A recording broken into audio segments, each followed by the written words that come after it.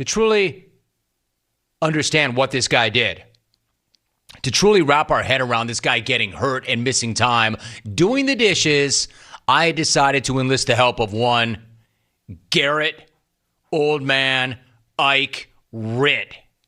Member of the XR4 Ti. You know Ritt. You know Ritt for a number of things. You know Ritt for his horrible diet. You know Ritt for his bizarre games of solo horse where he calls out Paul Pierce for being fat. But you probably don't know that Ritt is childlike with his sports obsession, his sports fandom. Nobody honks harder for their teams than Ritt. And if you say anything about any of his squads, it's a reason to go. Ritt will threaten violence. You see, Ritt's idea of heaven is a Dave & Buster's where he's surrounded by a bunch of lame memorabilia, copious amounts of fried food stacked to the ceiling, and sports as far as the eye can see. So every single day when I walk past this guy in the morning, I look into his office and I see three things. A gigantic Rice Krispie brick, a guy not doing anything at all, and a Cubs flag. So I thought to myself, Ritt, why don't we combine your legendary work ethic, your legendary love of sugar, your legendary love of the Cubs, and finally take advantage of that great sugar rush before you crash and you pass out. Ritt, go into that studio.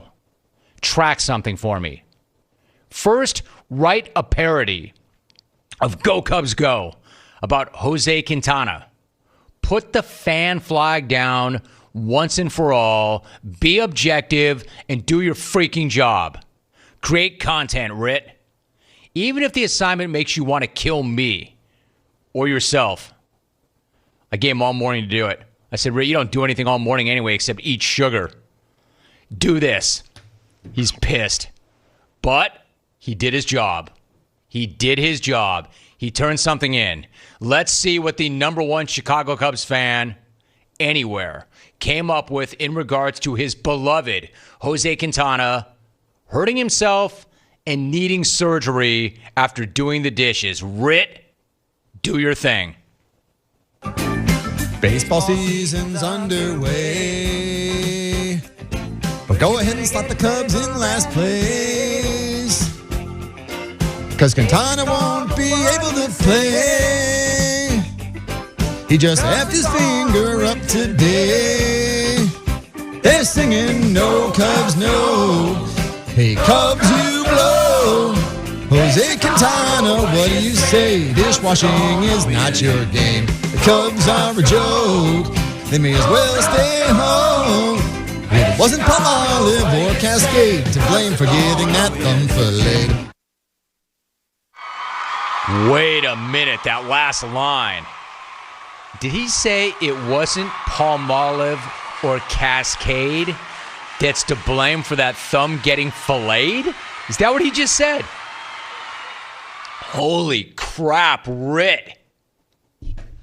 Look, I don't know if I regret putting that guy to work or if I should have done it sooner. I am conflicted. Is that the worst thing ever or the best thing ever? I always say, give me an A or an F. My man may have given us both. Can I hear just a taste of that, just a slice of that one more time? As always, Ritt, you are a freaking content sugar-eating machine. He just effed his finger up today. He just effed his finger up today. No Cubs, no. Hey, Cubs, you blow. Jose Quintana, what do you say? Dishwashing is not your game. I don't know what's better, you as a lyrist or you carrying a tune.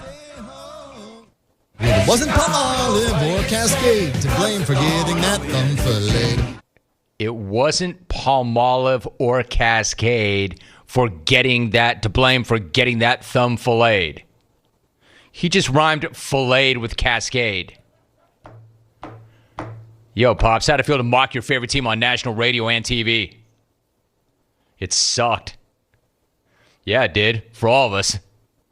I'm glad that I'm heading to Wisco after the show so that guy can cool down a little bit. My man's about to have an aneurysm in there.